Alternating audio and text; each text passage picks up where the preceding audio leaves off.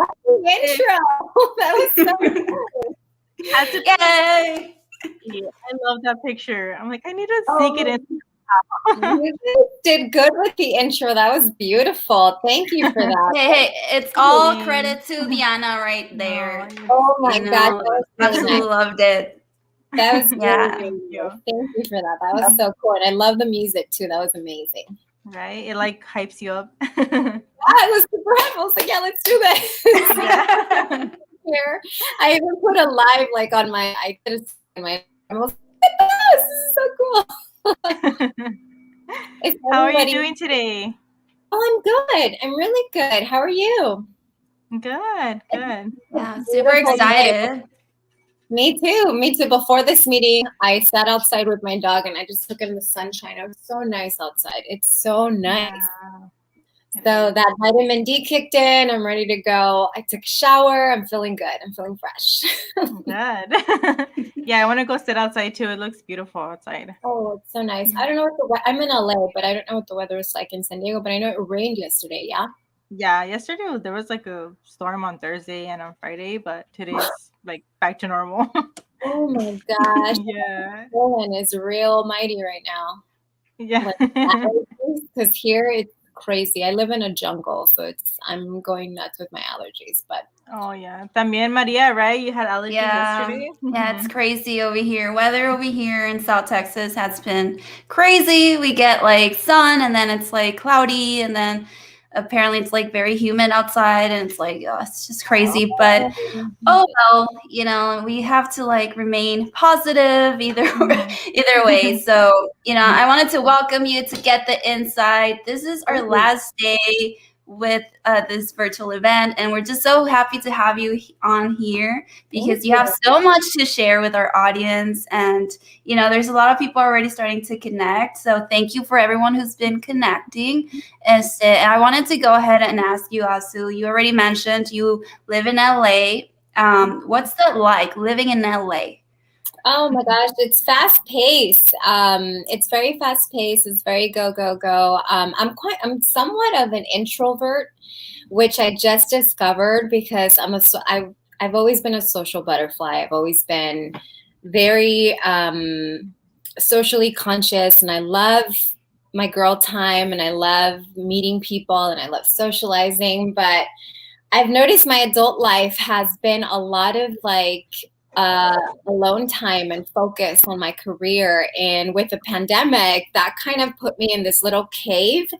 And unbeknownst to me, I've actually enjoyed it. I've enjoyed being in my space by myself and not having the access to see people. I felt a little restricted at some point, but then once I was like, I actually enjoy being home. I love being home. I made it. I had some time to kind of make it like my own and comfy and food, and your environment affects your mood. So I made sure to add some like greens and stuff. But LA in itself, I think what makes LA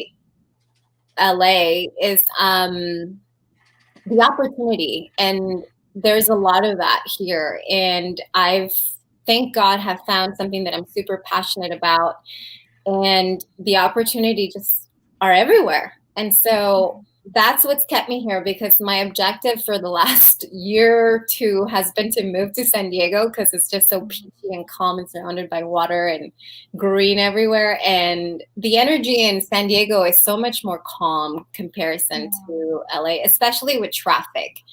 Traffic makes us just be so stressed out all the time, why during 2020 when there was no traffic, I was loving it because I was so busy. The market was insane. I was driving everywhere and there was no traffic, and I was going back and forth to San Diego, and I would get there in an hour and like 40 minutes, which is unreal. Unreal. Yeah. Oh, did she lose? We're losing her. Let's see. Uh-oh. Okay, you're back. You're back. You're back? Okay, you're back. Yeah, so I was saying typically the traffic is like 2:15 to 2 hours, 2.5 hours, and it was like an hour and 39 minutes, literally to a T. So with that being said, LA, a lot of opportunity for me, especially because I'm an LA native, and just the referrals are coming in left and right, and people are calling my phone because it's a hot market. So yeah, if I had to say anything about LA, it would be opportunity, great restaurants, amazing mixologists that make amazing, delicious cocktails, a really hot real estate market, and lots of traffic. So Yeah. if you're somebody that cannot sit in traffic, do not come to LA because it's all year round, 24/7, it's just crazy. It's insane. Traffic is nuts. But other than that, LA does have a lot to offer. And that's, I think, I would say primarily opportunity if you're looking for it. Awesome. So I know you wanted to share with us the top 3 questions that you get asked. Do you want to go ahead and get started on that? Yeah, we can definitely do that. I have some notes here because it's so much information. But the top 3 questions that I get asked as a realtor here in LA and San Diego, because I work both counties, would be number 1. It's always this question: are estimates accurate? So a lot of sellers and buyers will go to Zillow or Trulia and use the tools that are available online. It's so easy. And they think that the information that they're getting online is accurate. And that is 100% wrong. Like every case is different. Estimates will gather data for sellers, for example, where I'm gonna focus on sellers first. But it doesn't do what an agent does, which is go to the property, investigate the features, highlights, what's around the house, like a beach, a park, school districts, all of that stuff. It doesn't gather that kind of data. So it will gather market comparisons to other properties that are on Zillow, and it'll tell you, okay, well, because this house sold and it has the same square footage and the same bedrooms, it's going to sell for this much. Well, that's not true, because your house may have upgrades, may have a beachfront view, may have a different style of home, and that will affect the price of your home. Or it could be disheveled and completely non-upgraded, and it could be less than what you think it is. And then you're disappointed when an agent comes and they're like, no, we're not going to get that much money. And then for buyers, they're constantly using the mortgage calculator to see how much I need to get in order to buy a house. Like, okay, if this house is $600,000 and it's saying that I'm going to put 3.5 down, then this is how much my mortgage is going to be. Well, that is a good guess. However, there are so many other facts that come into when you're buying a home, and that is how much you have in bills. What are you paying outside of bills? How much is your rent? How much you're making, what your FICO score is, and how much you're putting down. All of those factors will affect how much your mortgage will be at the end of the day. And so when you're doing the mortgage calculator online, yeah, it's a good guess, but it will never be that number that you're seeing online. So when you come to me and you're like, well, the online thing said, the online mortgage calculator said that I would only pay this, why is it this much? Because we have to keep in mind that there's all these other factors that we need to compute into the calculator in order for us to really get that estimate together. And I don't even do that. It's the lender, it's the bank, you know? So that's question number 1. Number 2 would be, should we wait for the market to crash to buy? That is a number 1 question that I get. That would be like the everyday question: DMs, texts, phone calls, conversations at the dinner table. And I always say, as a real estate agent, we're not fortune tellers. I don't have a magic ball to say what the market's going to do from here to tomorrow, from here to 6 months, from here to a year. I can't tell you that. I can't predict whether the market will crash, but I've been getting this question asked since I've been in the business, and it's been since 2015. And every time I'm like, no, because I don't know what the market's going to do. And since 2015, we've only increased prices in the market, both in San Diego County and LA County. And even during a pandemic, I thought we were going to sit down and not have any activity whatsoever, because we weren't considered essential at the time when we first got the lockdown in March. And then by April, we were considered essential. And by August, I want to say like summer, right after April, oh my gosh, my phone was ringing off the hook. And I'm telling you, we were up like against cash buyers, against people who could remove contingencies. I submitted an offer at one point, $200K over asking, and somebody outbid me. $200K over asking, and somebody outbid me. And this house was at 1.7 million. Okay, so I tell you that if you wait, you're just wasting money, valuable money that you're spending probably on rent. And the opportunity to gain equity now for that, like in 2 and 3 years when you want to sell, you know what I mean? You have that equity to sell and actually cash out and buy something greater, because your first home typically is not your dream home. It's going to be like a starter investment property.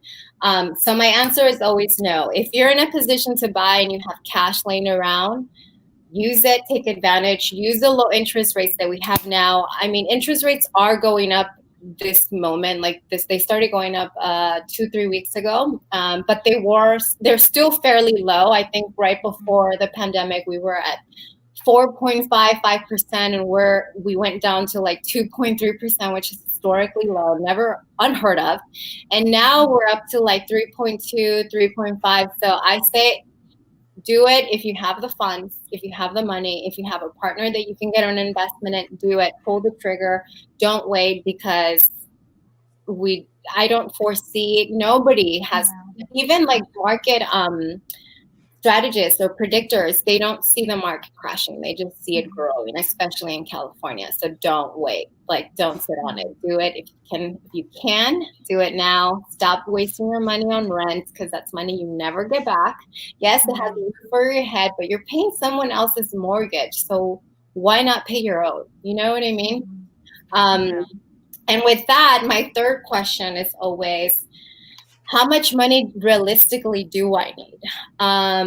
Well, other than the down payment, there's other costs that you need to worry. And typically, the average buyer is around 600 to 750K.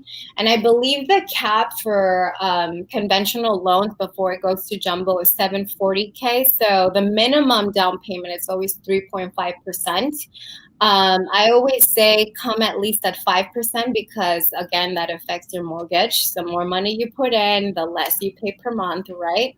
And then there's 4 upfront costs aside from your down payment that you have to worry about. No, 3 outside. So it's 4 total: the down payment, and then your closing costs, the home inspection, and then the appraisal fee. So those are 4 upfront costs that you need to worry about. 3.5 for your down payment, that's the minimum. And then the average in closing costs is 2% to 2.5%. I always like to aim high, because you want to be prepared should there be some miscellaneous costs that you don't know about. And there's miscellaneous, I'm talking about like insurance fees, notary fees, office fees. There's little tiny fees that are always, sorry, my dog jumped. There's miscellaneous. So I always say calculate 2 to 2.5. So 3 plus 2 more, you're looking at 5% of the entire purchase price. So if your house is 700K, you want to have 5% aside for that.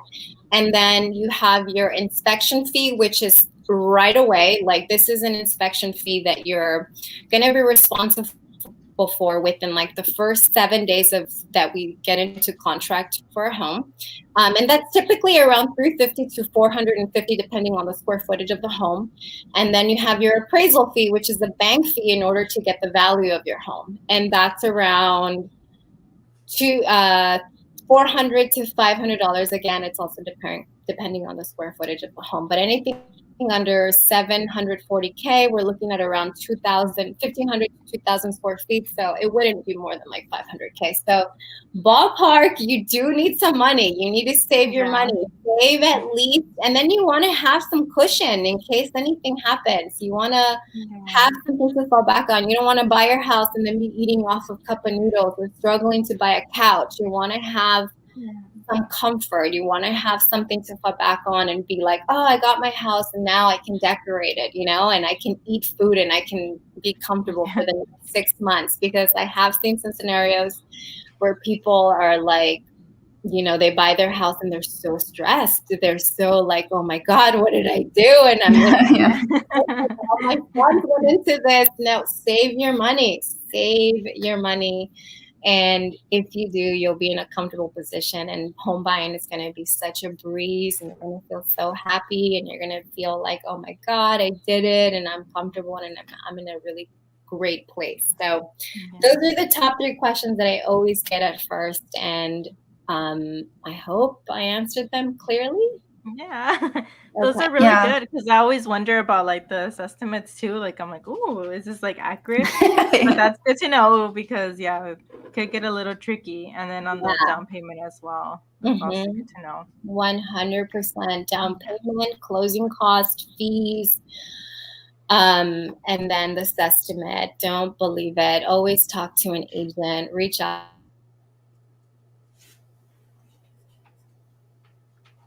We lost her again. And I do it all. We lost you. And I can do it all day and all night. So and that's my Instagram hashtag if anybody wants to reach me too. What is it? Sorry, you cut off on the. It's Homes by Azu. It's super easy. Homes by Azu. AZU. A as in apple, Z as in zebra, U as in unicorn. Okay, Azu, so I have another question for you. Let's talk about your journey through real estate.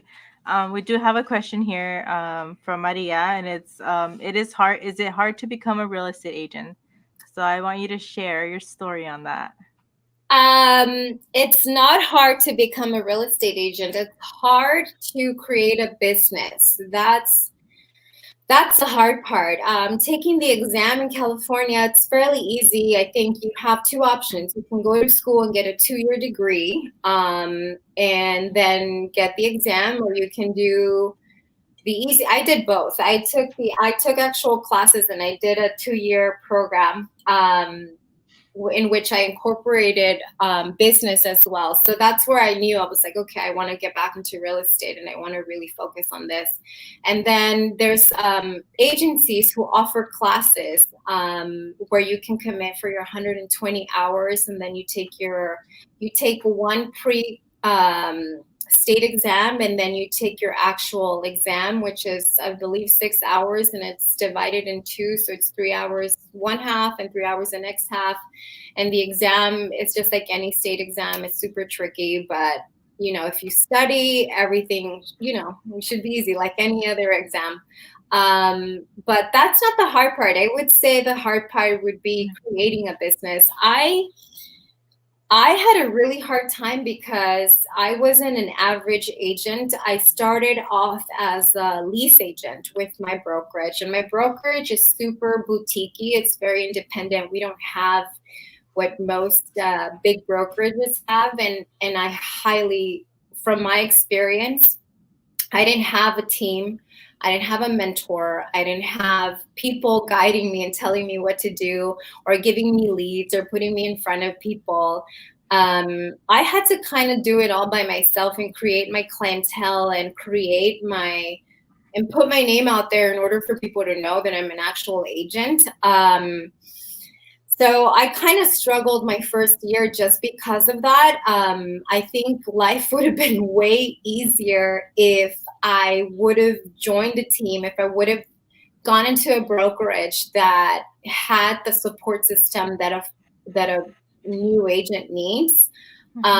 So if you're a new agent, I highly recommend that you team up with somebody that's willing to teach you all their skills and all the ropes to really being a great agent, because if you don't, you're going to struggle and you're going to feel like this job is not for you, and you're going to feel defeated because they're not going to have business so quickly. So environment matters. It's so important to be around people who want to see you win, who are very skilled, who have great skills and experience in the business in order for you to be successful, because this business can eat you alive. Like, it's very competitive, it's super aggressive, and it requires for you to be very hands-on and passionate about it. If you're not passionate about this business, I don't think you can be very successful. I've run into some agents that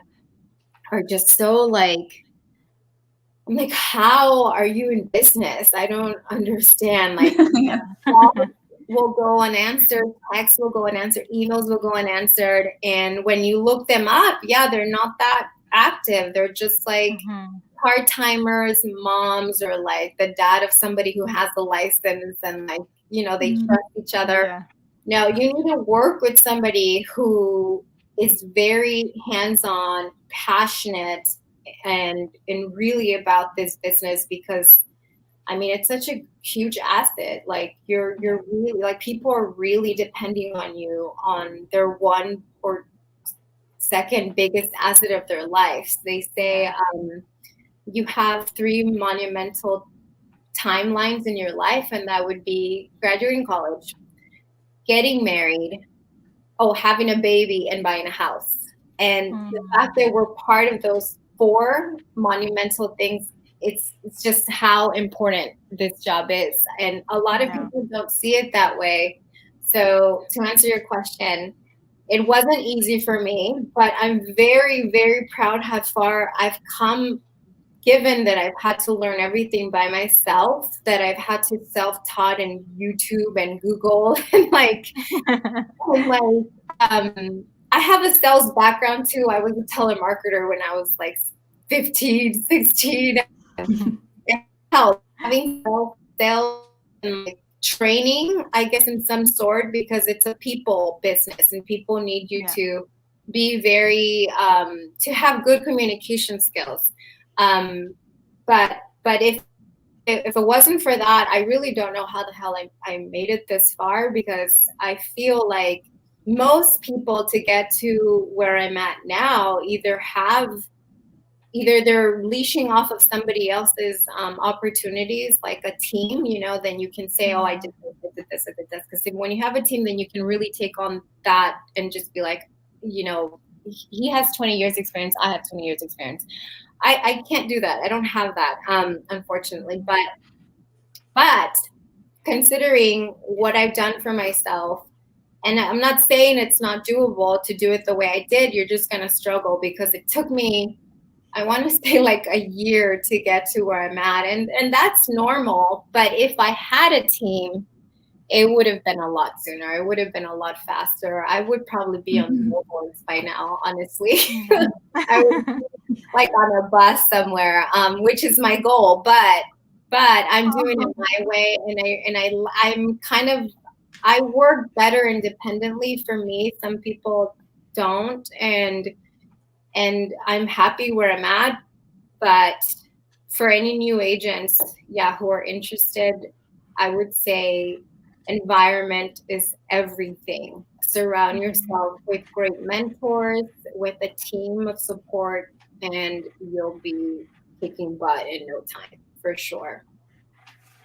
Yeah. What would you say to like those introverts out there who are wanting to be a real estate agent, but they're afraid because of all the networking they have to do, and maybe they're not too social? I don't know that this business is for the quiet or the introverts. I think no, it would have to be, if you're not ready to put yourself out there and be social and be on social media or at open houses meeting people, then again, it goes back to being in a team of support that's going to help you grow your business low key, like super low key. And it's doable because there's a bunch of agents that I've met who don't have a social media, who are super old school.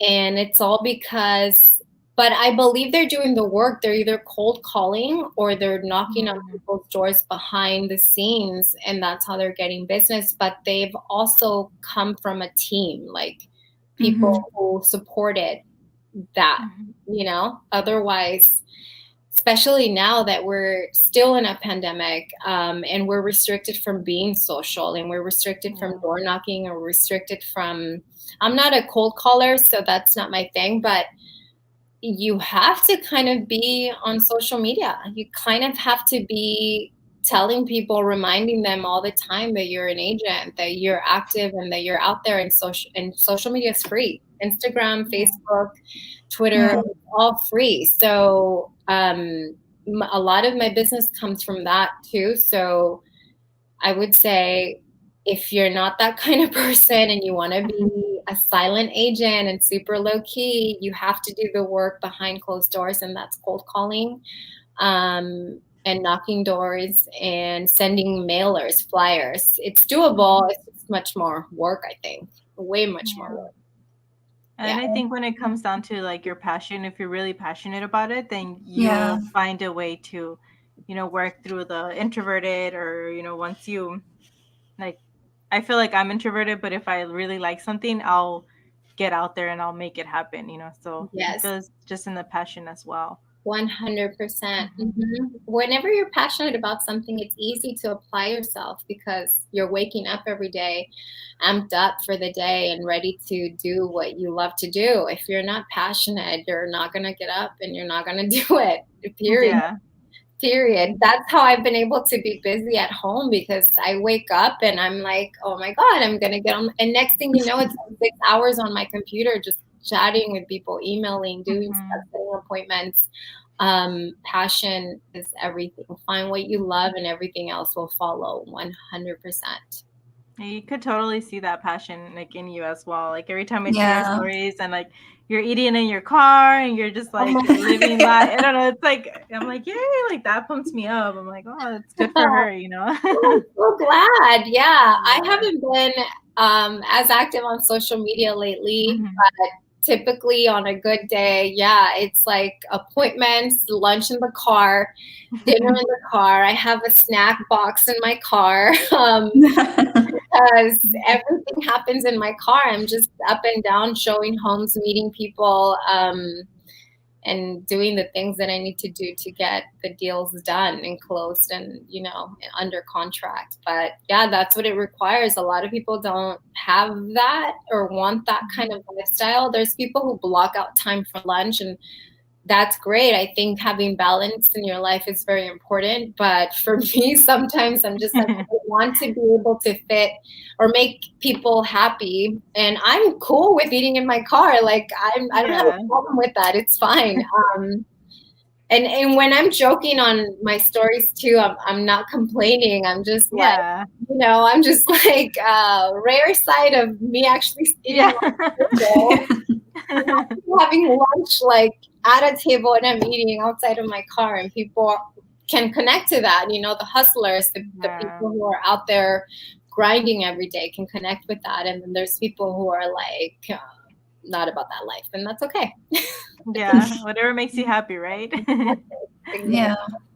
Yeah, we do have one last question. I don't know, Diana, if you can go ahead and like put it on the screen.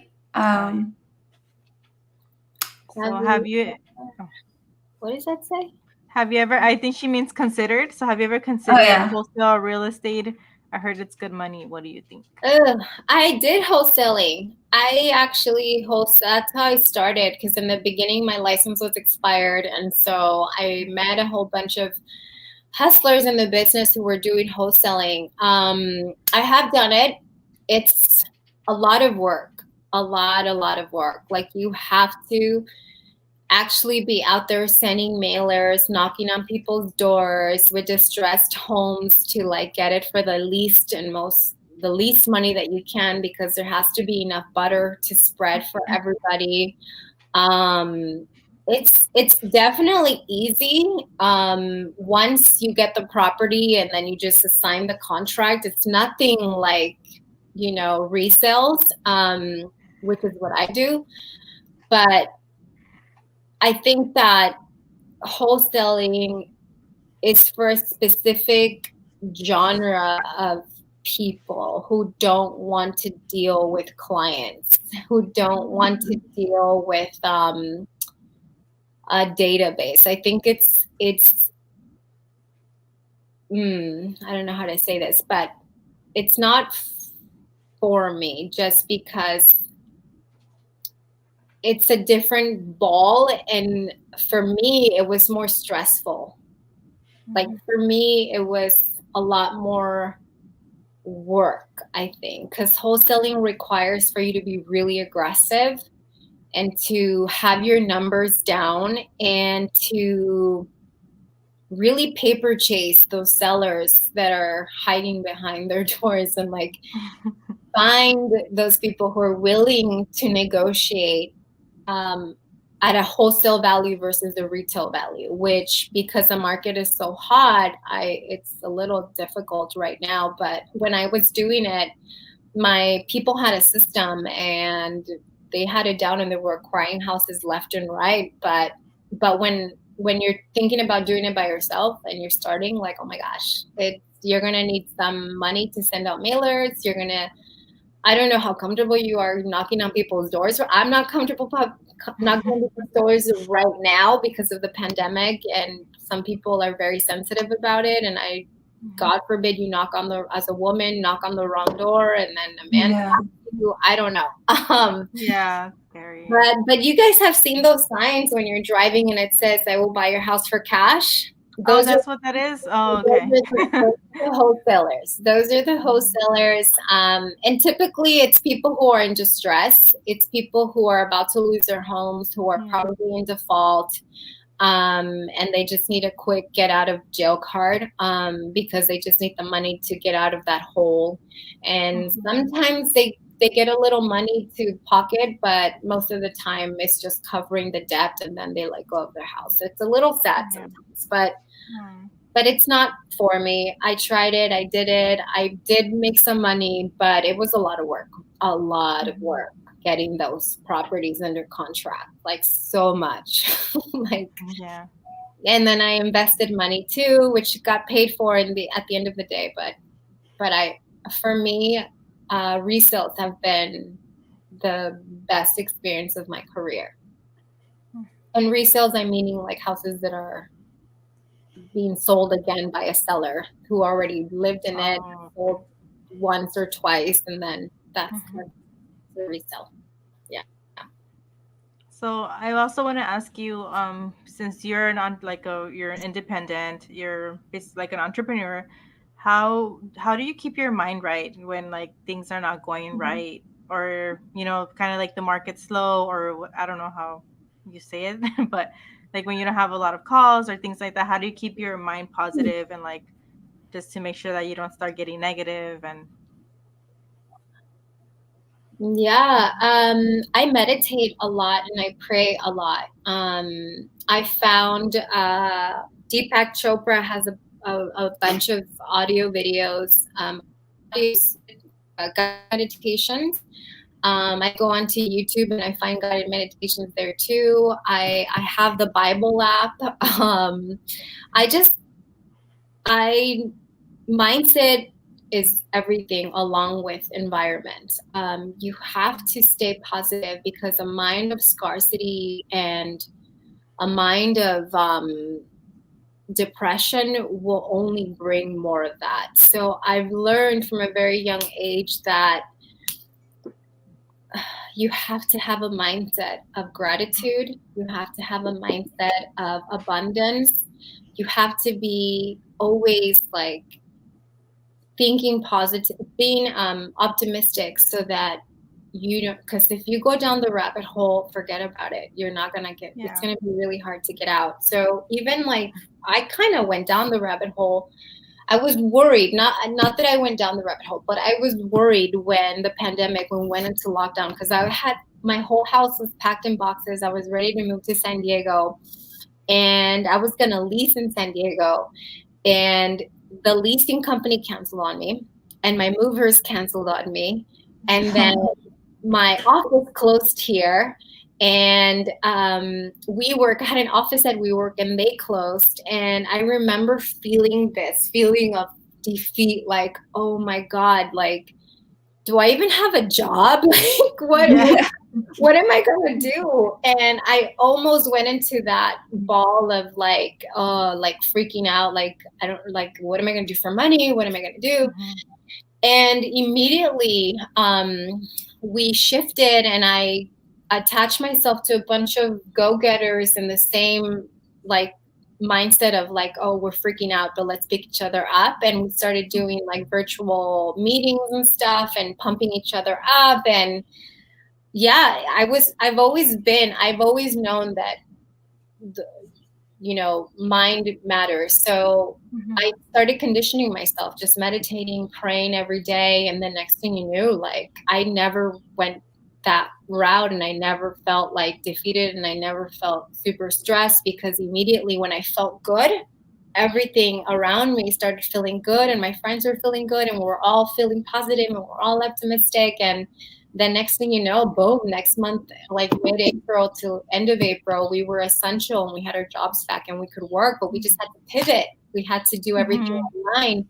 We had to learn how to do our meetings online. We had to learn how to work Zoom now and do these things, and then we had new forms for real estate that we had to learn, and follow the CDC guidelines, and really pivot our business to acclimate to this new way of doing business for us in real estate. And for me, I feel like I'm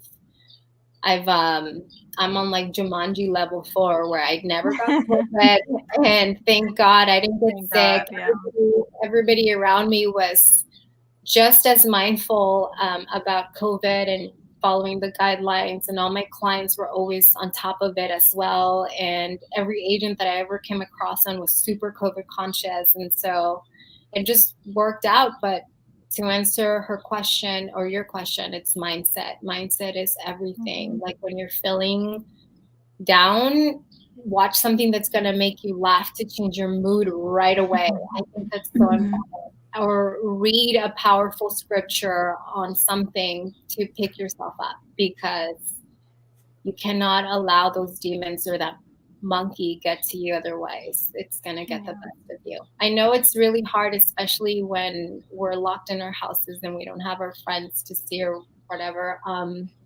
But I think that it's easy to do it when you just like pick up your phone or computer, just change your mood right away. Watch Friends, something that'll make you laugh. It reminded me right now when you said pivot.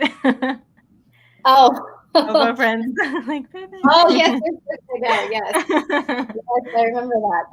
I watch Friends all the time. I have it on. I don't know why.